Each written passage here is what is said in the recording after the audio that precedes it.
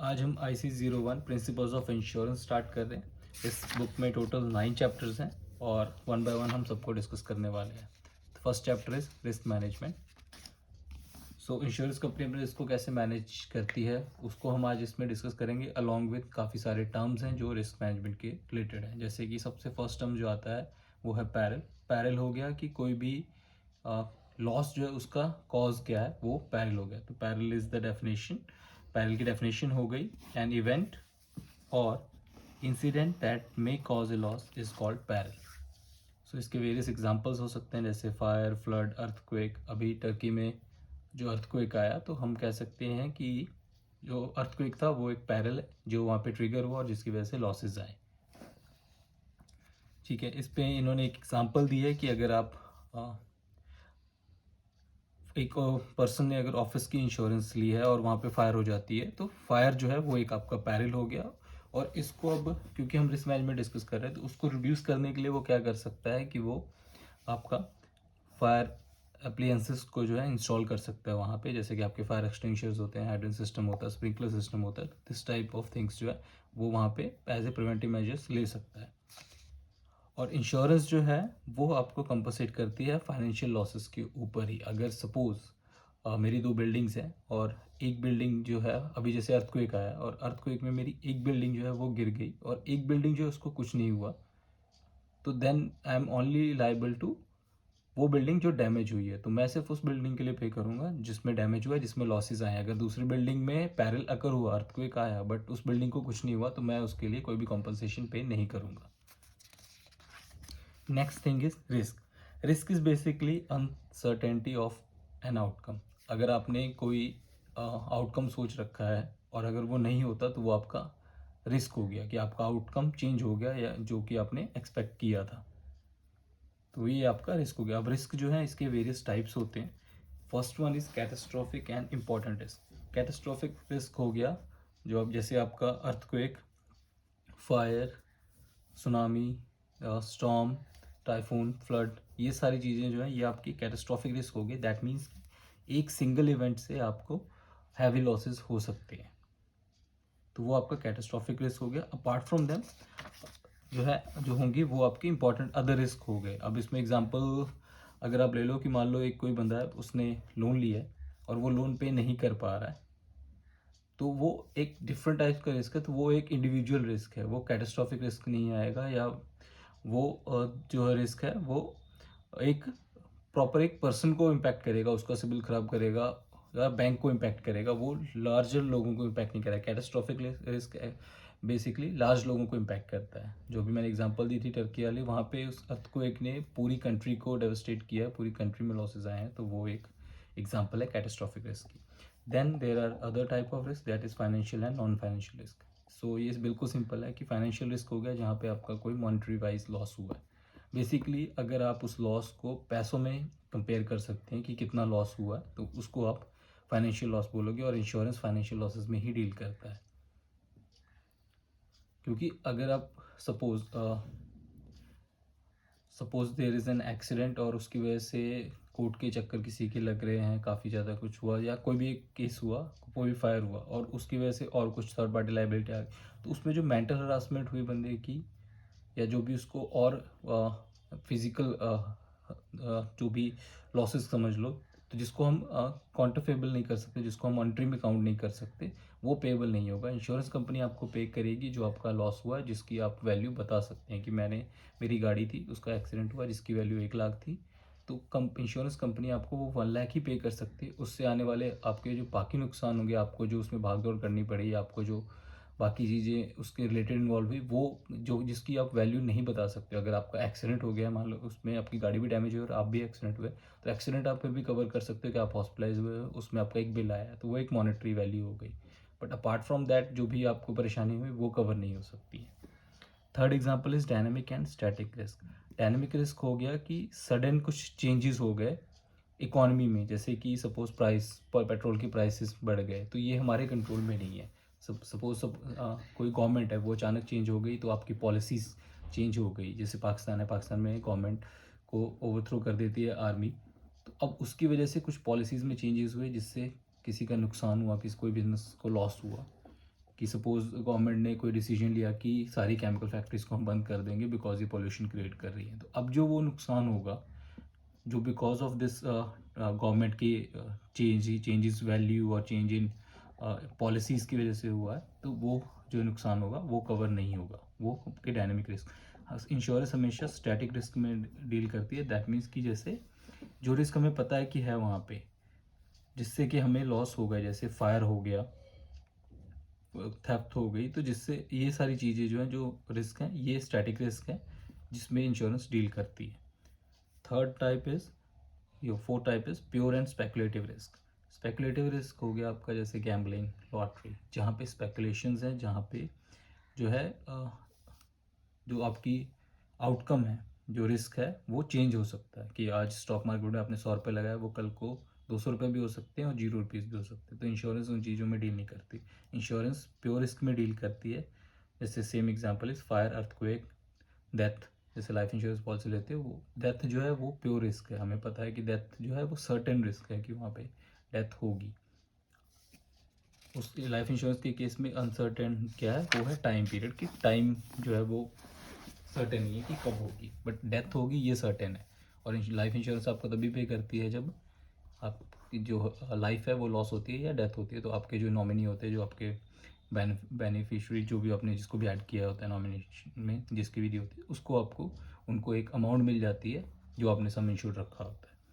Next is fundamental and particular risk. Fundamental risk is basically जो आपके large लोगों को इम्पैक्ट करे, और पर्टिकुलर रिस्क जो एक छोटे सेक्शन को या एक सिंगल पर्सन को इम्पैक्ट करे। फंडामेंटल रिस्क होगी, सपोज एक ट्रेन जा रही थी और उस ट्रेन का एक्सीडेंट हो गया, तो उसने लॉट ऑफ पीपल्स को इंटरेस्ट, लॉट ऑफ पीपल्स को अफेक्ट किया, तो वो आपका फंडामेंटल रिस्क हो गया। पर्टिकुलर रिस्क हो गया कि एक घर था, उसमें चोरी हुई और जो उसको लॉस हुआ तो वो एक सिंगल पर्सन या एक सिंगल घर को हुआ, रेस्ट जो है उनको कोई भी नहीं हुआ, तो वो एक आपका पर्टिकुलर रिस्क हो गया। नेक्स्ट जो टर्म आती है वो है आपका हज़ार्ड। हज़ार्ड इज़ बेसिकली कोई भी ऐसी चीज़ या कंडीशन जो आपके लॉस को इंक्रीज़ कर सकती है। एक एग्जांपल उन्होंने दी हुई है कि एक फैक्ट्री, मैन्युफैक्चरिंग यूनिट है, वहाँ पे उन्होंने वो पटाखे बनाती है, कल को अगर वहाँ पे फायर होगा, उनका जो स्टोरेज है वो खुद ही एक्सप्लोजिव है, तो वो और एक्सप्लोड होगा फायर की वजह से, और जो नुकसान होगा, जो 100 रुपये का हो सकता था वो 1000 रुपये का हो सकता है। तो इस तरह से वो जो एक्सप्लोजिव है वो आपके हज़ार्ड को इंक्रीज़ का, आपके लॉस के चांसेस को और इंक्रीज़ कर रही है। या इसकी सिंपल एग्जांपल ले लो कि आप ने एक स्टोरेज अपने स्टोरेज किया हुआ है, स्टोरेज में आपका सारा कप रद्दी का जो है उसका स्टोरेज है, या और वहाँ पे आपने केमिकल भी या पेट्रोल भी रखा हुआ है, तो पेट्रोल आपके चांसेस ऑफ फायर को बढ़ा रहा है वहाँ पे, तो इसलिए वो आपके हज़ार्ड को इंक्रीज़ कर रहा है। हज़ार्ड जो है वो दो टाइप के होते हैं, फिजिकल या मोरल हज़ार्ड हो सकता है। फिजिकल दैन अगेन आ गया कि जिससे आपके जिसको आप मेजर काइंड ऑफ कर सकते हो। मोरल हज़ार्ड हो गया कि जहाँ पे एग्जांपल है कि सपोज़ कोई बंदा जो है वो लाइफ इंश्योरेंस पॉलिसी लेने जा रहा है और उसको पता है कि मुझे कैंसर है, बट वो किसी तरह से उस चीज़ को छुपा रहा है बेनिफिट के लिए, तो वो एक मोरल हज़ार्ड है।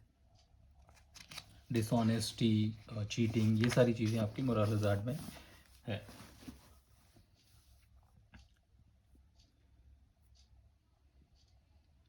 नेक्स्ट इज़ कि रिस्क को आइडेंटिफाई कैसे करना है। रिस्क मैनेजमेंट का काम ही है कि वो रिस्क को आइडेंटिफाई करे, एलिमिनेट करे, या एटलीस्ट उसको कम करे। आप कभी भी किसी रिस्क चीज़ को पूरी तरह से एलिमिनेट नहीं कर सकते हो। फायर के चांसेस हमेशा रहेंगे, बट आप उसको किसी फैक्ट्री में, किसी प्रीमाइस में उसको कम करने के लिए प्रिवेंटिव मेजर्स ले सकते हो। आप वहाँ पे फायर एक्सटिंग्विशर्स लगा सकते हो, उसमें स्मोक डिटेक्टर्स लगा सकते हो, अर्ली प्रोटेक्शन के लिए आप स्प्रिंकलर सिस्टम लगा सकते हो। तो ये चीज़ें आप इंस्टॉल कर सकते हो उस लॉस को कम करने के लिए। अब अगर इन केस आपका लॉस आता है, तो लॉस जो होगा उस पर काफ़ी सारी चीज़ें ऐड होती है। मतलब उसको अगर आप एक्चुअल लॉस करोगे तो एक्चुअल लॉस में काफ़ी सारी चीज़ें आ जाएंगी, जैसे कि उसको रिपेयर करने का खर्चा। अब कोई चीज़ ऐसी होगी जो रिप्लेस करनी पड़ेगी, कुछ मशीनरीज होगी, या रीइंस्टेट करनी पड़ेगी, दोबारा से आपको नई मशीनरी इंस्टॉल करनी पड़ेगी, वो सारी चीज़ें। प्लस उसके रिलेटेड आपके कॉन्सिक्वेंशनल लॉसेस भी होंगे। दैट मीन्स कि अगर फायर होगी मेरी फैक्ट्री में, तो अगर वो फायर होगी तो मेरा प्रोडक्शन बंद होगा। वो प्रोडक्शन ना होने की वजह से जो मुझे लॉस होगा, जो मेरे क्लाइंट को लॉस होगा, जो क्लाइंट से मुझे पैसे आए होंगे, उनको अगर देर से माल मिलेगा तो मान लो वो अपना कॉन्ट्रैक्ट कैंसिल किसी और को दे देते हैं, तो वो जो उससे रिलेटेड लॉसेस होंगे वो भी पेबल होते हैं इंश्योरेंस में, इनकेस जो क्लेम आया है बिकॉज ऑफ कोई इंश्योर्ड पैरल से होता है। तो रिस्क में हमें ये आइडेंटिफाई करना होता है। इसको जो हम भी हमने चीज़ें डिस्कस की, ये सारी आपकी होती हैं एक्चुअल लॉस को। तो एक टर्म आता है मैक्सिमम पॉसिबल लॉस, कैलकुलेशन में maximum possible loss. Maximum possible loss हो गया आपका कि total actual loss into consequential losses is equal to your maximum possible loss. और इसी से एक टर्म बनी है probable maximum loss, that is की प्रोबेबिलिटी मैक्सिमम लॉस कितना हो सकता है उस बिल्डिंग में। तो इसके कैसे निकालते हैं, that is formula is MPL, that is maximum possible loss, जो हमने निकाला actual loss into consequential loss into probability of peril striking, कि उस लॉस के होने के चांसेस कितने। तो उसको जब हम मल्टीप्लाई करेंगे तो हमारा प्रोबेबल मैक्सिमम लॉस, जिसको PML, जो कि इंश्योरेंस में काफ़ी यूज़ होता है टर्म, किसी भी रिस्क को राइट करने से पहले हम उसका PML चेक करते हैं कि उसका PML कितना है। तो वो हमारा कैलकुलेशन इसकी ये है, और ये जो है ये इसका फॉर्मूला है। नेक्स्ट इज कि हम रिस्क को मैनेज कैसे करते हैं। रिस्क को मैनेज करने के 4 डिफरेंट तरीके हैं। फर्स्ट वन इज़ प्रिवेंट या avoid, second is reduce, third is retain, fourth is transfer. अब इसकी एग्जांपल इंश्योरेंस के टर्म में समझा देता हूँ। प्रिवेंट या अवॉइड कि आपके पास एक फैक्ट्री आई, आपके पास सपोज एक्सप्लोजिव, जो हमने पीछे डिस्कस किया कि एक्सप्लोजिव मैन्युफैक्चरिंग का एक प्लांट आया, तो हमने उसको मना ही कर दिया कि हम उसको नहीं लिखेंगे, इंश्योरेंस की टर्म में हमने उसको अंडरराइट करने से ही मना कर दिया। रिड्यूस का आप समझ लो कि आपने जो है, आपको लगा कि ये जो है ये मेरी बुक को इम्पैक्ट ज़्यादा कर सकता है, तो आपने उसमें चांसेस, आपने अपना शेयर ही कम कर दिया, कि आपका जो एक्सपोजर था आप 100% उसको ना लिख के आपने 50% लिख दिया, 50% अदर ऑर्गेनाइजेशन ने लिख दिया, तो वो आपने उसको रिड्यूस कर दिया। रिटेन का होगा कि आपको लगा कि सपोज 1 करोड़ की बिल्डिंग है और आप एक बड़ी ऑर्गेनाइजेशन और आप 1 करोड़ का लॉस आसानी से पे कर सकते हो, आपके पास स्पेशल प्रॉपर फंड्स हैं, सब कुछ है, और आपको लगता है कि आप उसको रिटेन कर, तो आप उस पूरे रिस्क को रिटेन कर लेते हो कि मैं उसके लिए पेबल करता हूँ इसको से। और फोर्थ इज ट्रांसफ़र। ट्रांसफ़र में आ गया आपका री इंश्योरेंस, कि आपने उस रिस्क को आगे ट्रांसफ़र कर दिया, उसका कुछ अपने पास रखा और रेस्ट उसको ट्रांसफ़र कर दिया। तो ये 4 तरीके से इंश्योरेंस कंपनीज जो है वो अपने रिस्क को मैनेज करती हैं। नेक्स्ट कुछ टर्म्स आती हैं जिसमें जो कि लॉस रिडक्शन की टेक्निक्स है, उसमें एक वर्ड आता है that is hedging. Hedging is basically कि आप जो है रिस्क को स्प्रेड करते हो डिफरेंट डिफरेंट सेक्शंस में या डिफरेंट वेज में, अपने रिस्क को डाइवर्सिफाई कर देते हो कि आपको जो लॉस हो वो कम हो। सपोज इंश्योरेंस टर्म में बोले तो आप डिफरेंट LOBs में वर्क करते हैं इंश्योरेंस कंपनी, या एज ए पर्सन भी अगर हम देखें तो हम मान लो आप स्टॉक में डील करते हो, तो आप अपना सारा पैसा एक जगह पर नहीं डाल के आप अलग अलग चीज़ों में रखते हो, कि कुछ मैंने FD करवा लिया, कुछ मैंने स्टॉक्स में डाल दिया, कुछ मैंने म्यूचुअल फंड्स में डाल दिया, और कुछ मैंने RD में डाल दिया। तो ये जो है ये इसको आप हैजिंग बोल सकते हो, हैजिंग टेक्निक बोल सकते हो। इसके अंदर आप डिफरेंट टेक्निक्स जो हैं, जो आपके लॉस रिडक्शन टेक्निक में आता है, वन इज सेपरेशन। सेपरेशन में हो गया कि अब रिस्क की बात करें हम, किसी भी प्लांट की या किसी भी रिस्क की, तो उसमें आ गया आपका कि सेपरेशन। सेपरेशन क्या है कि आपको पता है कि मेरे जो मैंने एग्जांपल दी थी कि वेयर हाउस में आपका गत्ता का सामान पड़ा है, या वुड का पड़ा है, या योर कॉर्गेटेड बॉक्सेस पड़े हैं, तो साथ में केमिकल पड़े, तो आप उसको सेपरेट कर दिया। आपने बीच में एक वॉल दे दी कि मेरा केमिकल सेपरेट रहेगा और मेरा जो दूसरा सामान है वो सेपरेट रहेगा। या आपका जो इंपॉर्टेंट इन्वेंट्री है उसको अलग जगह से रखा, जहाँ पे मैन्युफैक्चरिंग हो रही है उससे डिफरेंट जगह पे आपने प्लेस किया। यहाँ पे क्लियरली लिखा हुआ है keep away from instruction that are found on gas cylinder flammable, यानी कि आपका जो फ्लेमेबल मटेरियल है, गैस सिलेंडर है, उसको आप सेपरेट रख रहे हो कि इनकेस सेपरेट रख रहे हो कि इनकेस अगर वहाँ पे फायर होती है तो वो फायर आपकी बाकी प्रीमाइसेस को इम्पैक्ट ना करे, जो वहाँ पे लॉस है वो आपको जो है इम्पैक्ट ना करे उतना। सेकेंड इज उसका backup, goods of separating cargo which may ignite or contaminate if placed within certain proximity of something else. तो आप जो हज़ार्डस चीज़ें, जैसे कुछ चीज़ें वो वाटर के कांटेक्ट में आने पे या एयर के कांटेक्ट पे आने पे एक्सप्लोड कर सकती हैं, तो आप उनको प्रॉपर डिस्टेंस पे रखोगे और अपनी बाकी की कमोडिटीज़ से डिफरेंट रखोगे। Next is duplication. Duplication baking भी आ गया कि आप बैकअप रखोगे इंपॉर्टेंट चीज़ों का, कि इन केस डुप्लीकेट चीज़ों का, अपनी चीज़ों का, सो दैट कि वो आपको काम आ सके। जैसे कि इंपॉर्टेंट डॉक्यूमेंट्स आप हमेशा उसकी फ़ोटोकॉपी बना के रखते हो कि इन केस मेरी ओरिजिनल भी लॉस होती है तो आपके पास उसका बैकअप पड़ा रहेगा। डाइवर्सिफाई सेम आ गया आपका कि आप अलग अलग चीज़ों में उसको डाइवर्स करके अपने पोर्टफोलियो को डाइवर्सिफाई करके रखते हो, सो दैट कि आपका जो लॉस आएगा वो एक ही जगह से ना आए। मतलब एक सिंगल अगर आपने एक ही जगह पे सारे पैसे दिए और कल को वो डूबते हैं तो आपको ज़्यादा नुकसान होगा एज़ कम्पेयर टू अगर आपने 50-50 डिवाइड किया तो 150 जाएगा, तो आपके पास एटलीस्ट 150 जो है वो आपके पास बैलेंस पड़ा रहेगा। Next is retention and transfer, जो मैंने आपको पहले बताया कि रिटेंशन कैसे होती है और ट्रांसफ़र का भी, कि हम री इंश्योरेंस के थ्रू उसको ट्रांसफ़र कर देते हैं। नेक्स्ट इसमें एक टर्म आता है इंडेमनिटी एग्रीमेंट्स, दैट मीन्स की insurance where one party agrees to compensate under another party for losses they may incur. Indemnities are common when the risk is attributed to the behavior of indemnifying party. Next is hedging. Financial transaction is made to offset the loss in another. This is done when the risk is in the two transactions are considered reciprocal or moving in opposite directions.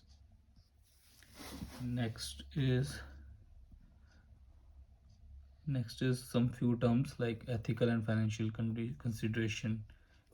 इसमें इन्होंने एक example दिया है कि एक watchman है, वो एक पेट्रोल पंप के बाहर सपोज है या पेट्रोल का डिपो है वहाँ पे है, और वो स्मोकिंग करता है और वो उसने स्मोक करके वो जो बड्स है उसको अंदर फेंक दिया और उसकी वजह से आग लग गया। तो यहाँ पे जो है ये दिखाता है कि वो बंदा जो है वो कंसर्न नहीं है और वो रूल्स को ब्रेक कर रहा है और ये एथिकल बिहेवियर नहीं है, तो ये बिहेवियर की वजह से वो लॉस जो है अकर हुआ। Next is understand risk retention for individual के केस में ये लाइफ की टर्म है कि लाइफ के केसेस में ऑपोजिट होता है जो जनरल में होता है। यहाँ पे in the event risk transfer होता नहीं है। बेसिकली लाइफ के केस में क्या होगा, अगर वो डेथ हो जाती है तो सिर्फ जो अमाउंट है उसका बेनिफिट है वो जिसने इंश्योरेंस ली होती है वो नहीं ले पाता, उसके अलावा जो उसका नॉमिनी होगा वो उसको वो सारा पैसा मिलेगा, तो वो उसका बेनिफिट जो है वो ले सकता है। ये लाइफ इंश्योरेंस के रिलेटेड टर्म है। So that's all in your first chapter, and there are some questions. Yes, the first question is the total of actual loss and consequential loss is also known as maximum possible loss, जो हमने MPL discuss किया था। Actual loss जिसमें आया था कि हम actual loss में क्या हो सकता है कि उसको रिपेयर करवाना पड़ सकता है, रीइंस्टेट कराना पड़ सकता है या रिप्लेस करवाना पड़। कॉन्सिक्वेंशनल लॉस की प्रोडक्शन बंद हो जाएगा या मेरे क्लाइंट लॉस होंगे, वो आपकी कॉन्सिक्वेंशनल लॉस। तो वो सारे लॉसेस को अगर आप जोड़ दोगे तो वो आपका मैक्सिमम पॉसिबल लॉस बन जाएगा। Next question is separation and duplication are example of, these are examples of loss reduction techniques. The next one is probable maximum loss is determined using the maximum possible loss, that is MPL, into your probability of peril striking. So A option. The fourth one is if the cost of damage is being met using internal resources funds, how is the risk being managed?